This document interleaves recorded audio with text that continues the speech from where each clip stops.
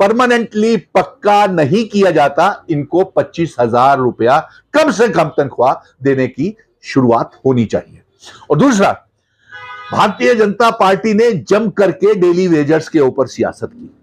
मैं ये साफ शब्दों में पत्रकार मित्रों में कह रहा हूं कि पिछले 2014 के बाद और खासतौर पे 5 अगस्त 2019 के बाद जब हमारी रियासत को तोड़ दिया गया, हमें यूनियन टेरिटरी बना दिया गया, उसके बाद एक भी डेली वेजर्स को या किसी भी बेरोजगार को नौकरी इन्होंने पक्का नहीं किया। चिल्लाते रहे इनके दफ्तरों के बाहर भूखे प्यासे, गर्मी सर्दी बरसात में।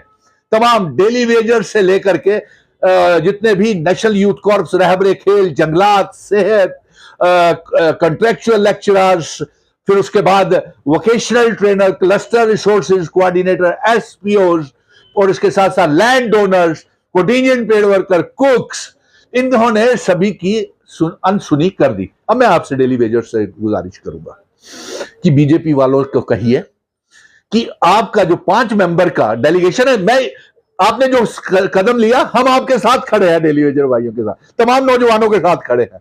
मैं पहले भी जंग लड़ रहा था, आगे भी हम इन बच्चों के लिए जंग लड़ेंगे। लेकिन आपसे एक गुजारिश है, जो 5 मेंबर की कमेटी है मेरे डेली वेजर्स भाइयों की, आप एक काम कीजिए। सिर्फ क्योंकि जम्मू में 2 ड्यूल पावर सिस्टम है, एक राजभवन से, एक सेक्रेटरिएट से।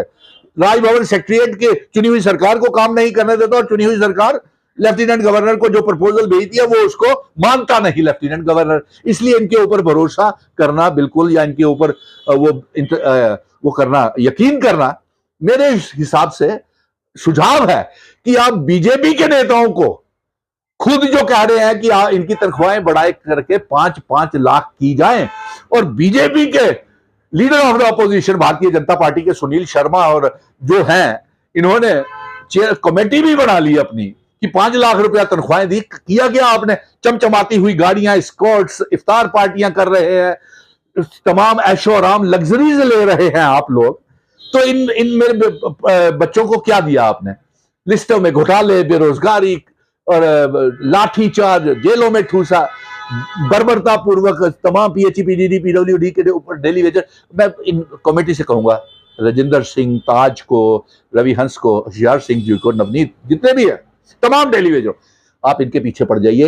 राजभवन और सेक्रेटरिएट के ऊपर भरोसा मत कीजिए, आप इनके पीछे ये पड़ जाइए कि 10 दिन का हमने समय दिया हुआ है चुनी हुई सरकार को, उन्होंने कमेटी बनाई हुई है, लेकिन वो कमेटी की रिकमेंडेशन जो चीफ सेक्रेटरी और फाइनेंस कमिश्नर, लॉ सेक्रेटरी की है, जितनी भी है वो हाई पावर कमेटी है, उसका फैसला फिर से मरकज के पास जाएगा। और आप मरकज के पास जाइए और उनके ऊपर दबाव बनाइए। इनको जो 28 बीजेपी के खुद को जम्मू के ठेकेदार कहते हैं, इनको कहिए कि आपको अमित शाह से मिलाएं, फाइनेंस मिनिस्टर सीतारमण से मिलाएं, प्रधानमंत्री नरेंद्र मोदी जी से मिलाएं, और उनको कहें कि 1 time settlement, permanently recruitment package का ऐलान किया जाए।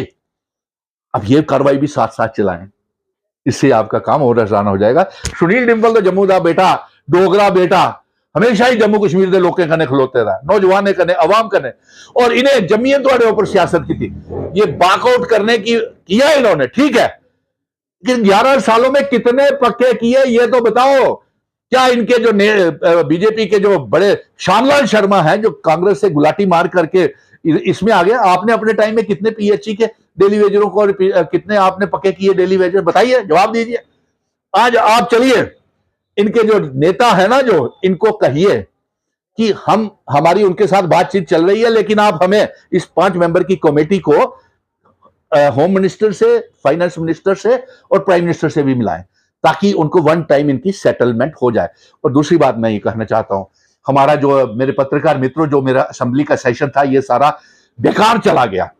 अब 3 दिन की असेंबली रही है, 7, 8, 9 तारीख की, तो उसमें मैं ये कहूंगा कि मेरी चुनी हुई सरकार जो है, उसमें रियासत के दर्जे की वापसी में क्यों देरी कर रही है भारतीय जनता पार्टी, इसके ऊपर और आर्टिकल 370 के ऊपर बहस करे, नंबर 1। नंबर 2, जम्मू कश्मीर में शराब के ऊपर पाबंदी लगाने के लिए बैन लगाएं, बिल पास करें। 28 बीजेपी के एमएलए जो हैं, उनकी पार्टनरशिप सुनने में आ रहा है वाइन शॉप और लीकर माफिया के साथ है और माइनिंग माफिया के साथ है। इसलिए वो ना लीकर माफिया, ना माइनिंग माफिया को, और ना ही दरबार मूव शुरू करवाएंगे, क्योंकि हम ये चाहते हैं कि इसी अप्रैल में दरबार मूव भी शुरू हो। सो इसलिए ये सारी तमाम बातें थी। यही नहीं, इसके साथ साथ मैं अपने वोकेशनल ट्रेनर्स को भी पूरा पूरा समर्थन करता हूं। Vocational trainer, cluster resources coordinators, SPOs, land donors, village defence committees के मेंबर, कॉन्ट्रेक्चुअल लेक्चरर्स और आयुष्मान कार्ड वाले सीएपीडी डिपार्टमेंट के, और जितने भी SRO 43 के बच्चे हैं, फायर एंड इमरजेंसीज के बच्चे हैं, उनके लिए भी अभी जंग लड़नी है। लेकिन सराहनीय बात है कि डेली वेजरों ने अपनी हड़ताल को वापस लिया है। लेकिन सिर्फ आराम से मत बैठ जाइएगा, अभी जंग लंबी है, दिल्ली दूर है, हमको जंग आखिर तक लड़नी है। ये कहते हैं कि 70,000 के करीब डेली वेजर्स हैं, ठीक है, 70,000 के, लेकिन 70,000 परिवार भी इनके साथ जुड़े हुए हैं, 2 वक्त का खाना इनके साथ जुड़ा